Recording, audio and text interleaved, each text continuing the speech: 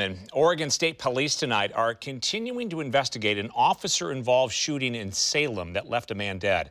And we're now hearing from the man's sister, who says her brother was homeless and mentally ill and should still be alive. Fox 12's Kendra Kent is live tonight in Salem, where that shooting happened earlier this week. Kendra, what have you learned? Well, Pete, we're at Northgate Park, and this is where that shooting happened, and we met the sister of that man here today, and you can see these tire tracks that go into the field here at the park, and then in the distance there is a small memorial set up. Now, that man was shot by Salem police, and the sister that I interviewed says she believes her brother was in the middle of a mental health crisis when he was killed, and now she wants to see better training for police officers to avoid this kind of tragedy. Last week, Rachel Coble would tell you her big brother seemed to be doing better, more stable and looking toward what could be a brighter future. Even though he's been suffering with mental illness and addiction his entire life, it kind of seemed like, he could be on the up and up. But now 40-year-old Richard Myers is dead and missed by his family. He was always goofy, always joking. Myers was shot and killed early Monday morning by Salem police for reasons that are still unclear.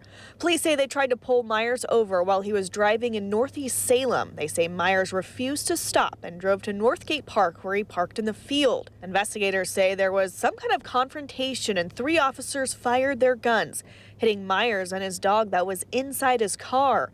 Police have not said whether Myers had a weapon or if he was inside his car at the time of the shooting, but Coble says her brother was no stranger to law enforcement. Salem PD's had contact with my brother on multiple occasions, and they knew he was in crisis, and they knew he was homeless.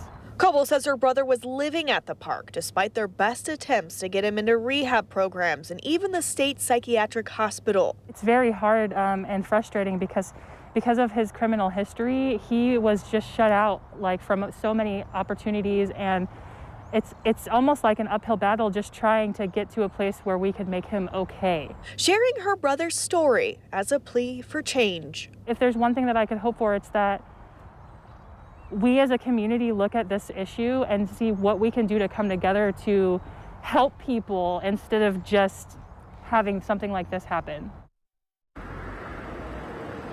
The Salem officers involved in the shooting are now on paid leave, which is standard protocol in these situations. The family has put together a Gofundme. They say they are raising money for Richard's funeral expenses.